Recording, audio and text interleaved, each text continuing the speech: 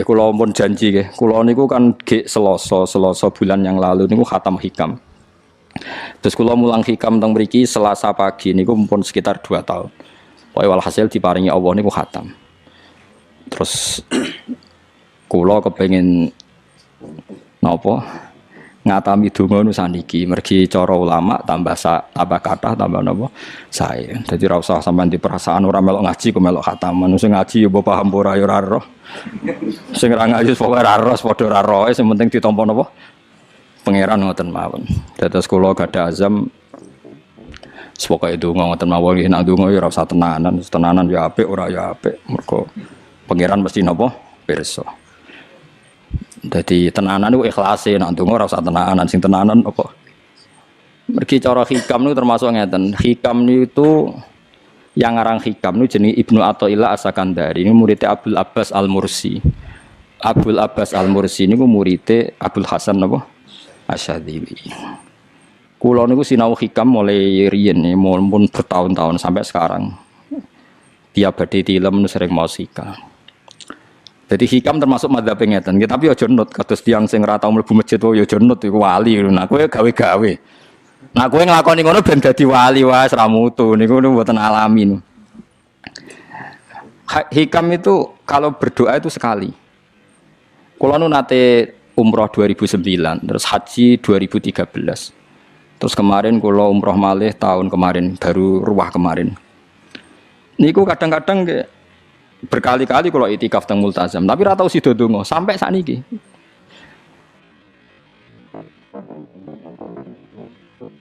Mergo donga mbok pisan tok, anggere donga neh. Lho pangeran ijek eling kok tak elingno. Mergo hikam termasuk mengingatkan gitu, kamu kalau doa itu jangan ulang. Karena yunabbahu iku man yajuzu alil ikhfal, yang boleh diingatkan hanya orang yang mungkin lupa. Allah ora bakal lali kok mbok elingno. Dadi kula anggere ning ngarepe multazam pe donga. Lho donga aku wingi pangeran cek eling. Ya wis ra sida donga.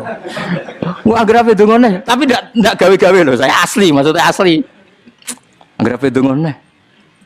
Kan cek eling kok. Ya wis. Sampai kula nu teng raudhah niku akhirnya mau maca selawat, maca Quran. Anggere donga seeling to Gusti ngono terus. Dadi yo pancen unik, wong wali ku unik. Aja gawe-gawe lho, tapi aja nut kula. Cuma pancen hikam madzhab ngoten. Wa inna mayunabba wa amne den elingno sapa man wong ya juzu kang oleh ali ngatasi man apa alif falali. Sing oleh mbok elingno zat sing kemungkinan lah wong ora tau lali kok amen mbok elingno. Wingi mbok omongi, saiki mbok omongi. Lho cara kowe diutang ditagih terus iso eling. Dadi hikam madzhab unik. Ya tapi udahnya wali ya tetap napa? Wali wis keliru tetap wali. Nah, ben arah wali ku bener wae tetep ra wali wis ra bakat. Tapi aja gawe-gawe lho, syaratnya napa? Syaratnya aja napa? Gawe-gawe. Iki kula iki sering diprotes ben. Gus ora tau ora jenengan donga. Jare sapa ora donga? Wingi sedonga. Kok ora donga nah? Jeling. Kadang kula yang ngerasa dosa tapi piye kadang teng ati ngoten ya akhire ya ora roh. Pokoke aku anggere pengen donga ya donga, ben ora ya ora. Pas donga ya anut wali, pas ora ya anut wali. Kadang bener. Dadi pas donga ya bener, pas ora ya bener. Tapi itu memang sebagian madzhab beliau. Jadi ini nanti saya bacakan hikam dua kata mutiara terus donga, supaya donga sampean donga, supaya donga.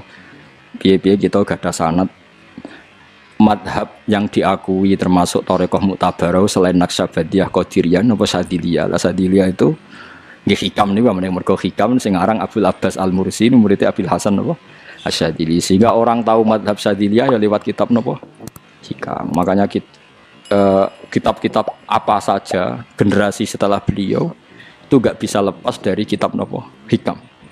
Sampai diarani hikam atau iya. Madhabe napa atau iya. Mergo atau iya iku maknane sing arangu napa Ibnu Athaillah disebut hikam atau iya.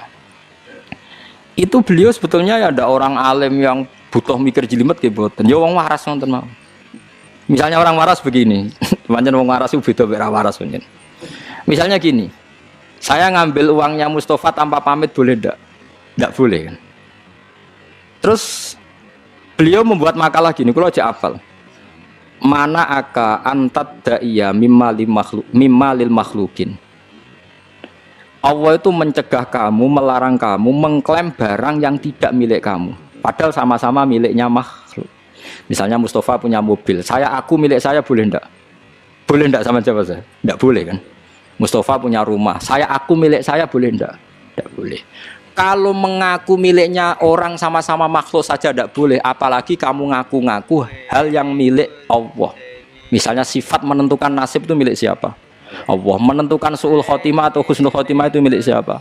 Kamu tidak boleh. Misalnya gedeng orang, oh wong ngono iku mesti su'ul khotimah. Lho sing nentukan itu milik Allah. Wong ngaku barange wong ora oleh apa meneh ngaku sing hake Allah Subhanahu wa taala. Jadi sebetulnya nak ngendikan ya normal saja. Artinya ijtihad itu kan normal, tidak perlu orang pinter banget. Tapi sing roh itu wong waras ngono maksudnya. Setelah dijelaskan kan masuk akal. Kayak tadi. Ndonga kok terus kaya sing mbok omongi wingi lali, urung lali kok mbok elingno meneh. Kan masuk akal.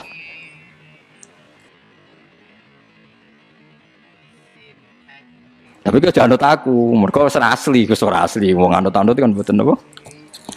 Dadi ini kula waca kalih mawon nggih, kenangan kula ben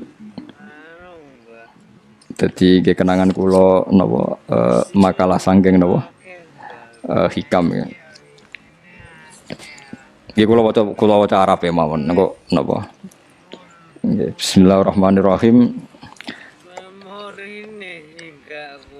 Kula nak maca malah bingung, biasa hafalan malah maca. Jadi piyambake ngendikan mana aka antatta iya male salaka mimalil makhlukin afayubihu laka antatta iya wasfahu wa rabbul alamin. Di Allah ngelarang jenengan mengaku barang yang miliknya orang lain, apalagi ngaku-ngaku hak sing miliknya Allah Subhanahu wa taala. Sehingga kita ndak boleh misalnya maksud noti yang wong iku mesti celaka, nyelakano orang itu hak sinten? Hak ya Allah. Kowe ora usah GR sok ben mesti bener, iso wae saiki bener sok ben salah. Kamu juga enggak usah merasa salah, iso wae saiki kira saleh sok ben saleh. Ya sudah itu hak ya Allah, sudah ndak itu. Terus ngendikane beliau ini Ilahi kulama akhrosoni lu'mi antokoni karomuka. Gusti ketika saya didiamkan oleh kesalahan-kesalahan saya, antokoni karomuka, maka saya digerakkan oleh sifat lomane jenengan. Itu perasaannya hikam. Misalnya sampean ngerasa dosamu akeh terus rawani donga, ngerasa salahmu akeh terus ngerasa ora ahli swarga. Niku jare hikam. Gusti kula nak eling salah kula kok ora pantes mlebu swarga. Tapi nak eling lomane jenengan nggih pantes mawon. Lha iku dindut wong ngono niku wis dindut. Dina eling dosamu sampean akeh kan gak pantes mlebu swarga. Tapi nak eling jembare rahmate Allah nggih pantes mawon. Ilahi kullama akhrasani lumi antokoni karomuka. Wa kullama ayasatni ausofi atma'atni minnatuka. Ketika saya putus asa karena sifat-sifat saya yang buruk, maka saya akan digerakkan lagi punya harapan karena saking melimpahnya nikmate jenengan to peparinge jenengan. Terus beliau di sarah-sarah dicontohkan. Saat Umar masih kafir itu pernah gak minta jadi muslim kan enggak, tapi ketika Allah menghendaki dia jadi muslim maka jadilah Umar seorang yang muslim. Jadi orang tanpa keinginan pun kalau Allah menghendaki baik ditarik yang menjadi baik. Artinya kamu jangan percaya wong aku apik dadi wong apik piye, wong aku ngene. Wong sing ora tau niat apik wae iso diapikno pangeran kados sinten Sayyidina Umar. Sunan Kalijaga ketika nggarong ning gone Sunan Bonang niate ya untuk emas. Niate wae elek, tapi ketika Allah ngersakno dadi apik ada takdir yang memandu dia jadi apik, bahkan dadi wali. Itu wakul lama ayasatni ausofi, ketika saya diputus asakan oleh sifat-sifat saya yang buruk, maka saya akan diharapkan lagi, diberi tomak, diberi harapan oleh banyak peparingin apa jenengan. Jadi intinya kalau suwun khasnya madhab Sadili itu melihat sisi positif. Jadi misalnya jenengan sholat misalnya, ini rumah tenan, misalnya jenengan sholat, potensi gak diterima itu tinggi. Mungkin kita ada ikhlas, mungkin kita tidak tumak ninah, mungkin kita banyak melakukan kesalahan, mungkin eling macam-macam. Itu potensi yang menjadikan kita sholatnya tidak diterima Allah.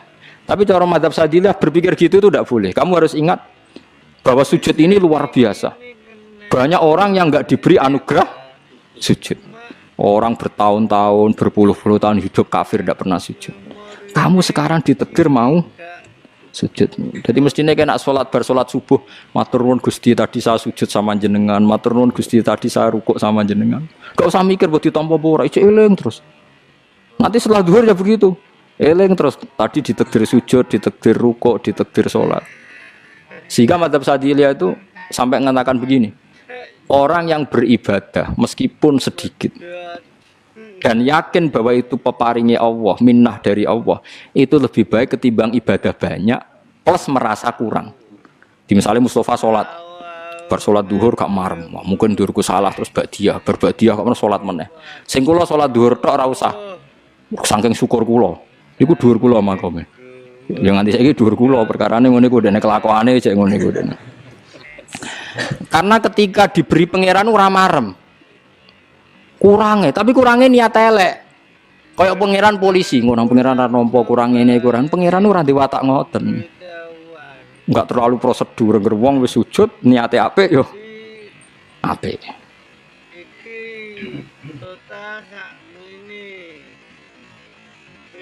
Ya mulane kula nate debat mbek jenengan kula kan bolak-balik cerita. Sampai nak sujud itu untuk menjadi sah itu kan bathuk, tangan loro, dengkul loro, delamaan loro, sehingga harus sujud pada 7 anggota. Jadi menurut madzhab yang asoh kalau sujud itu harus 7 anggota.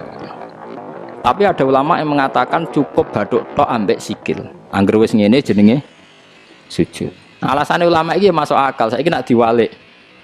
Ana Zaid yang muslim. Bathuke ditemplekno bumi niat sujud ning berhala. Hukumnya kafir ta ora? Enggak jawab ya, kafir kan? Iku syaratnya anggota pitu apa asal bathuke nemplek? Mulane jari ulama sing kaul sani. Lah iya nggo murtad ora usah syarat kok nggo bener. Syarat.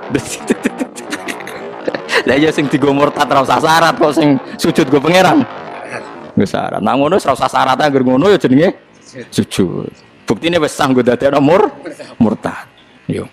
Yo ulama yo macam-macam. Mane kok janut aku ilmune sakeh. Artinya sampean ra kudu anut mazhabku. Maksudnya mergo kula lah ya sadar sebagian mazhab saya itu masalah bagi Anda. Tapi saya ikut Anda lebih masalah kan. Ngopo kok ora roh? Maksudnya kan gak jelas. Acuannya hukum ndak jelas.